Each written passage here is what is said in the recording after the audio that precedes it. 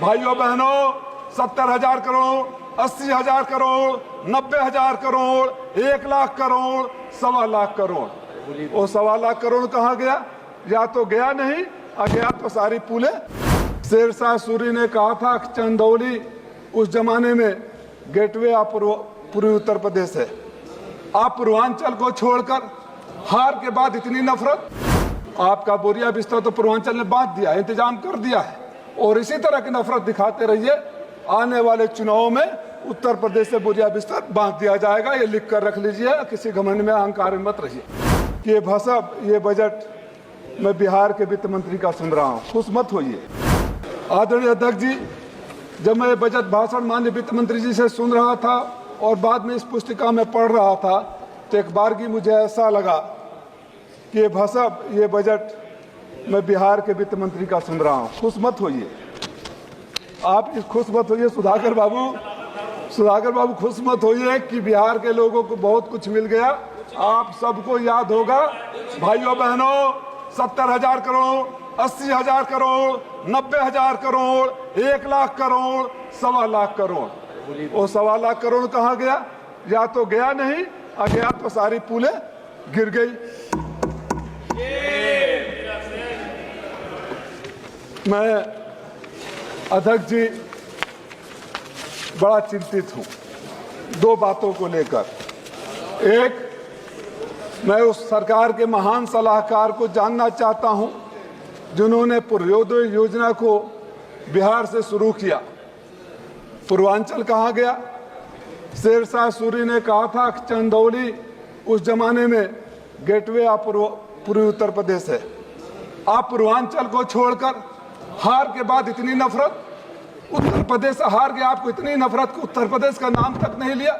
मैं आंकड़ों में नहीं जाना चाहता, आंकड़ों के साथ आईना दिखा सकता हूं, लेकिन मैं जानता हूं कि हमारे बहुत सारे साथियों ने आंकड़े पेश किए हैं और सरकार को भी सच समझ में आता है।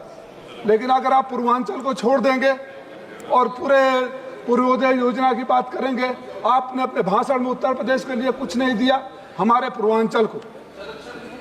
आपका बोरिया बिस्तर तो पूर्वांचल ने बांट दिया, इंतजाम कर दिया है, और इसी तरह की नफरत दिखाते रहिए। आने वाले चुनाव में उत्तर प्रदेश से बोरिया बिस्तर बांट दिया जाएगा, ये लिख कर रख लीजिए। किसी घमंड में अहंकार में मत रहिए।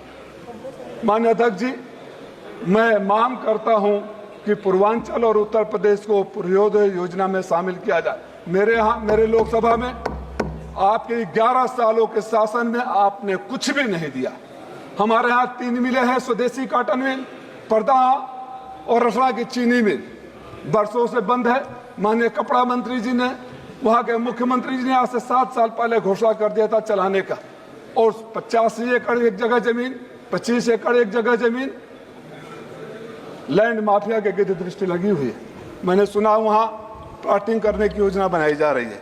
मैं आपसे मांग करता हूँ कि इस बजट में मेरे लोकसभा के 3 मिलों को चालू किया जाए, जिससे वहाँ के लोगों को रोजगार मिल सके। और अगर किसी भी वजह से मिलों को उस हालत में चालू करना संभव नहीं हो, तो वहाँ वैकल्पिक उद्योग लगाया जाए। पूर्वांचल का सबसे पिछड़ा इलाका घोसी है। आप बाढ़ की बात कर रहे हैं, मुझे वो भी समझ में नहीं आ रहा है कि कौन सा वैज्ञानिक बताया कि इनके यहाँ बक्सर में बाढ़ आएगा तो मेरे गांव सुरई बलिया में बाढ़ नहीं आएगा। यहाँ सांसद पूर्वांचल के बैठे हुए हैं, मैं तो पीलीभीत से जोड़ता हूँ। कौन सा ऐसा जिला है जहाँ बाढ़ नहीं आता है? मेरे यहाँ मधुबन ब्लॉक का बिनटोलिया से लेकर गजियापुर का पूरा बांधा टूट रहा है। गाजीपुर के लोग सेमरा गांव सालों से डूब रहा है। बक्सर से लेकर वहां तक सारे गांव डूब रहे हैं। सैकड़ों एकड़ जमीन चली जा रही है। सरकार उसके बारे में नहीं है। ये सरकार जब बजट को पढ़ेंगे तो ऐसा एहसास होता है कि ये बजट देश के लिए नहीं, अपने उन 2 बैसाखियों के लिए बनाया गया है, जिन बैसाखियों के सहारे ये सरकार अपनी आखिरी सी सांसें गिन रही है और चलेगी नहीं। माननीय अध्यक्ष जी, 100 करोड़ इंटर्नशिप की, 1 करोड़ इंटर्नशिप की बात हो रही है। जो लोग 2 करोड़ रोजगार, 10 करोड़ रोजगार की बात कर रहे थे, 1 करोड़ के इंटर्नशिप पर आ गए। वो भी एक इमेजिनरी फिगर है, छलावा है, झूठ है। 500 कंपनियों में आप नहीं दे सकते। आप अग्निवीर से भी ज्यादा खतरनाक योजना नौजवानों के लिए ला रहे हैं, जो 1 साल में उनको सड़क पर खड़ा कर देंगे। आप तो नौकरी और रोजगार की बात करते थे।